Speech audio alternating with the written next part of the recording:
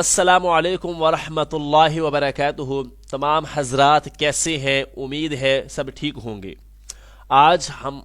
آج ہمارا قرآن عربی کورس کے تیسرے حصے کا سبق نمبر 7 ہے۔ اس سبق میں ہم جملہ عطفیہ کے بارے میں بات کریں گے، یعنی حرف عطف کے بارے میں بات کریں گے۔ حرف عطف کیا ہے، ان کی اہمیت کیا ہے، اور ان کو یاد کرنا اور ان کی پہچان کیوں ضروری ہے۔ حرف عطف کیا ہے؟ لفظ عطف کا مطلب ہے جھکنا یا موڑنا۔ عربی گرامر میں عطف کا مطلب ہے کسی جملے یا لفظ کو دوسرے جملے یا لفظ کے ساتھ جوڑنا۔ حرف عطف وہ الفاظ ہیں جو دو جملوں، فقروں یا الفاظ کو آپس میں جوڑتے ہیں تاکہ وہ ایک دوسرے سے مربوط ہوں۔ سادہ الفاظ میں تعریف یوں کریں گے، حرف عطف وہ الفاظ ہیں جو جملے کے ایک حصے کو دوسرے سے جوڑنے کے لیے آتے ہیں۔ یہ جملے کے اندر ترتیب، جلدی، تضاد یا اختیار کو ظاہر کرتے ہیں۔ حرف عطف کے ذریعے جملے کے معنی میں وسعت اور تفصیل پیدا کی جاتی ہے۔ بات سمجھ میں آ گئی؟ یعنی کہ جب ہم حرف عطف استعمال کرتے ہیں تو ہم یہ ظاہر کرتے ہیں کہ دونوں جملے آپس میں جڑے ہوئے ہیں۔ یہ تعلق مختلف طرح کا ہو سکتا ہے، جیسے دونوں کام ایک ساتھ ہوں، یا ایک کے بعد دوسرا کام ہو، یا دونوں جملے ایک دوسرے کے خلاف ہوں، یا کسی ایک کو چننا ہو۔ تو اس طرح کسی نہ کسی طریقے سے یہ جملے کو آپس میں جوڑتے ہیں۔ مزید میں آپ کو مثالوں میں یہ سمجھا دوں گا تاکہ آپ کو اچھی طرح سمجھ میں آئے۔ اب اس تصویر میں نظر آنے والے یہ تمام حروف عطف ہیں۔ یہ 10 حروف ہیں جو قرآن کریم میں بطور عطف استعمال ہوتے ہیں، کسی نہ کسی طریقے سے یہ جملے کو آپس میں جوڑتے ہیں۔ جب یہ دو جملوں بیچ میں آتے ہیں، ان دونوں جملوں کو ایک جیسا کر دیتے ہیں۔ ایک جملے پر اگر زبر زیر پیش ہوگی تو عطف کے بعد والے جملے پر بھی زبر زیر پیش ہوگی، یعنی دونوں کی حرکات، دونوں کا ترجمہ، دونوں کے معانی ایک جیسے کر دیتے ہیں۔ آسان انداز میں سمجھا رہا ہوں میں۔ اب ان کی خاصیتیں بتا دیتا ہوں۔ ان کے الگ الگ خاصیت ہیں، اپنی اپنی خاصیت کے لحاظ سے یہ جملے کو آپس میں جوڑتے ہیں۔ مختصر سی ان سب کی تعریف کر دیتا ہوں تاکہ آپ کے ذہن نشین ہو جائے۔ پہلا حرف عطف جو آپ کو نظر آ رہا ہے واو، جس کا ترجمہ ہے اور۔ واو دو جملوں یا الفاظ کو بغیر کسی ترتیب سے جوڑتا ہے، یعنی کہ واو دونوں جملوں کو برابر حیثیت دیتا ہے۔ ترتیب کا پتہ نہیں چلتا کون سا عمل پہلے ہوا ہے۔ مثال، جاء زید وعمر، زید اور عمر آئے۔ یہاں پہ جاء زید اور عمر دونوں الگ عمل ہیں، مگر واو نے دونوں کو جوڑ دیا۔ قرآن مجید کی مثال جیسے وَأَقِيمُوا الصَّلَاةَ وَآتُوا الزَّكَاةَ، نماز قائم کرو اور زکوٰۃ دو۔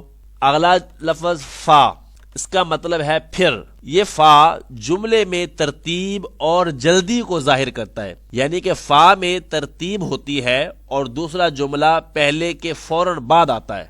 مثال جیسے دخلت البیت فجلست، میں گھر میں داخل ہوا پھر بیٹھ گیا۔ یہاں داخل ہونا پہلے ہوا ہے اور بیٹھنا اس کے فوراً بعد ہوا ہے، ٹھیک ہے۔ قرآن مجید کی مثال جیسے اذا فرغت فانصب، جب تم فارغ ہو جاؤ تو محنت کرو۔ ثم، جس کا ترجمہ ہے تب۔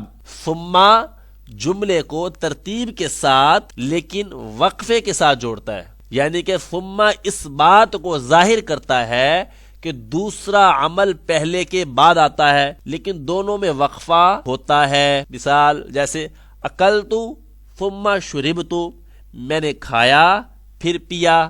یہاں پہلے کھانے کا عمل ہوا، کچھ وقت بعد پینے کا عمل ہوا۔ قرآن مجید کی مثال جیسے ثم خلقنا النطفة علقہ، پھر ہم نے نطفے کو جمے ہوئے خون میں بدل دیا۔ حتیٰ جس کا ترجمہ ہے یہاں تک کہ، حتیٰ جملے میں حد بندی یا کسی چیز کے مکمل ہونے تک جاری رہنے کا اشارہ دیتا ہے، یعنی حتیٰ جملے کو اس چیز کے اختتام تک لے جاتا ہے۔ مثال جیسے سرت حتی المسجد، میں چلتا رہا یہاں تک کہ مسجد پہنچ گیا، ٹھیک ہے۔ اختتام کیا تھا چلنے کا؟ اختتام مسجد تک۔ قرآن مجید کی مثال جیسے سلام ہی حتی مطلع الفجر، یہ سلامتی ہے طلوع فجر تک، ٹھیک ہے، وہ سلامتی اس کا اختتام طلوع فجر تک ہے۔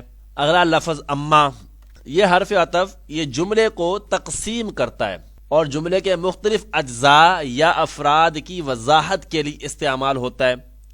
اس سے جملے کے اندر ہر چیز کو اس کے حصے کے مطابق واضح کیا جاتا ہے۔ جیسے کہتے ہیں نا، جہاں تک زید کا تعلق ہے وہ محنتی ہے، اور جہاں تک عمر کا تعلق ہے وہ سخی ہے۔ ٹھیک ہے، اس نے زید کو بھی واضح کیا ہے اور عمر کا تعلق بھی واضح کیا ہے۔ اگلا حرف عطف ہے او، جس کا ترجمہ ہے یا۔ یہ جملے میں اختیار دینے کے لیے آتا ہے، یعنی کہ او میں دو چیزوں میں سے کسی ایک چیز کو چننے کا اختیار دیا جاتا ہے۔ مثال جیسے خذ ھذا او ذاکا، یہ لو یا وہ لو، ٹھیک ہے، یہ اختیار ہے۔ حرف عطف ام، اس کا ترجمہ ہے یا۔ اب ایک سوال پیدا ہوتا ہے، او کا مطلب بھی ہوتا ہے یا، ام کا مطلب بھی ہوتا ہے یا۔ یہ دونوں عربی زبان میں حرف عطف ہیں، دونوں کا کام جملوں میں یا الفاظ کو جوڑنا ہے، لیکن ان دونوں کے استعمال میں کچھ خاص فرق ہے۔ ان دونوں کا فرق استعمال آسان انداز میں سمجھتے ہیں۔ او کا مطلب ہے یا، یہ دو یا زیادہ چیزوں میں اختیار یا شک کے لیے استعمال ہوتا ہے، یعنی کہ جب آپ کے پاس دو یا زیادہ چیزیں ہوں اور آپ کو کسی ایک کو چننے کا اختیار ہو، جیسے تشرب قہوۃً او شایًا، کیا تم قہوہ پیو گے یا چائے؟ یہاں دونوں میں سے کسی ایک کا انتخاب ممکن ہے۔ اور ام کا مطلب بھی ہے یا، لیکن یہ خاص طور پر سوالیہ جملوں یا دو چیزوں میں سے کسی ایک کے انتخاب کے لیے استعمال ہوتا ہے۔ یعنی کہ ام اس وقت آتا ہے جب دو چیزوں میں سے صرف ایک ممکن ہو، یعنی دونوں کا ایک ساتھ ہونا ممکن نہیں ہوتا۔ جیسے مثال ازید فی البیت ام عباس، کیا زید گھر میں ہے یا عباس؟ یہاں سوال ہے زید ہے یا عباس، دونوں کا ایک ساتھ ہونا ممکن نہیں، ٹھیک ہے۔ اور ام اکثر سوالیہ جملے میں حمزہ استفہام کے ساتھ استعمال ہوتا ہے، اور ام میں جمع ممکن نہیں ہے۔ ام میں اختیار صرف ایک چیز کے لیے ہوتا ہے اور دونوں کا ایک ساتھ ہونا ممکن نہیں ہوتا، ٹھیک ہے۔ جیسے حل تذهب الی المکۃ ام مدینہ، کیا تم مکہ جاؤ گے یا مدینہ؟ یہاں آپ کو یا تو مکہ جانا ہے یا مدینہ، دونوں نہیں جا سکتے۔ سمجھ آ گئی؟ اگلا حرف عطف ہے لا۔ جب لا حرف عطف کے طور پر آتا ہے تو اس کا ترجمہ ہوتا ہے، مطلب ہوتا ہے نہ یہ بلکہ وہ۔ یاد رکھیں، یہ حرف عطف جو لا حرف عطف ہوتا ہے، یہ دو چیزوں میں سے کسی ایک کی نفی دوسرے کو ثابت کرنے کے لیے آتا ہے۔ مثال جیسے یرید اللہ بکم الیسر لا العسر، اللہ تمہارے لیے آسانی چاہتا ہے نہ کہ دشواری۔ یہاں لا نے آسانی کو ثابت کیا اور دشواری کو رد کر دیا، ٹھیک ہے۔ اور ایک بات یاد رکھیں، لا نفی کے لیے بھی آتا ہے۔ لا جب نفی کے لیے آتا ہے تو اس کا مطلب ہوتا ہے نہیں۔ تو لا نفی جملے میں کسی چیز کے نہ ہونے یا کسی عمل کے نہ کرنے کو ظاہر کرتا ہے۔ جیسے لا ارید الطعام، میں کھانا نہیں چاہتا۔ لا اکذب، میں جھوٹ نہیں بولتا۔ یہاں لا نے نفی کی ہے کہ کھانے یا جھوٹ کا انکار کیا جا رہا ہے۔ اگلا حرف عطف ہے بل۔ بل پچھلے جملے کو رد کر کے نئے جملے کو ترجیح دیتا ہے، یعنی کہ بل تضاد ظاہر کرتا ہے، یہ پچھلی بات کو مسترد کرتا ہے۔ جیسے ما جاء علی بل زید، علی نہیں آیا بلکہ زید آیا۔ اس نے علی کا رد کیا کہ علی نہیں آیا اور زید کو ثابت کر دیا۔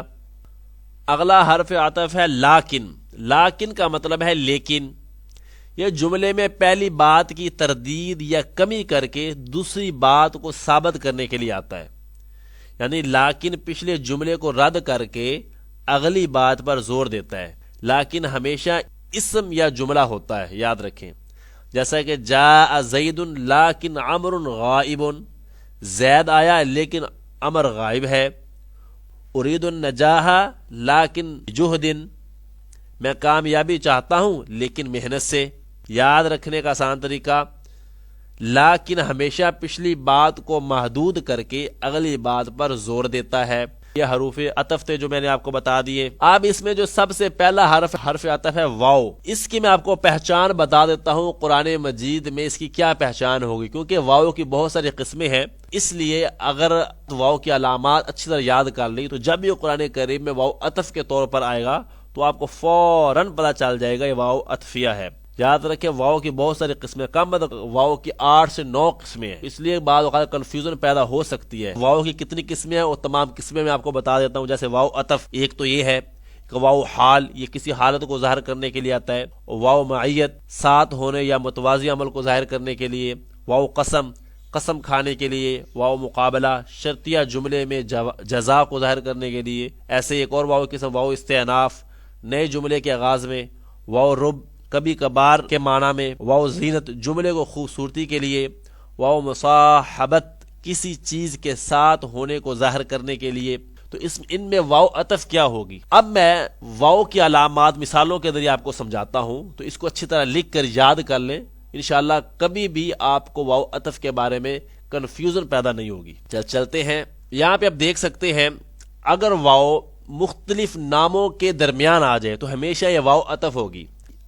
اب پہلی مثال جیسے وَوَهَبْنَا لَهُ إِسْحَاقَ وَيَعْقُوبَ كُلًّا هَدَيْنَا. ترجمہ ہے اللہ تعالیٰ فرماتے ہیں ہم نے اسے اسحاق اور یعقوب عطا کیے. اب یہاں پہ جو بیچ میں واو ہے نا اسحاق اور یعقوب کے درمیان میں، یہ واو عطف ہے. ٹھیک ہے، یاد رہا ہمیشہ جب بھی ناموں کے بیچ میں واو آئے گی تو واو عطف ہوگی. یہاں واو نے اسحاق اور یعقوب کو آپس میں جوڑ دیا ہے، یعنی کہ اللہ فرما رہے ہیں کہ وَوَهَبْنَا، ہم نے عطا کیا سے پتہ چلتا ہے کہ دونوں بیٹے دیے گئے ہیں. اگر واو نہ ہوتا تو ایسا لگتا کہ صرف اسحاق عطا کیے گئے.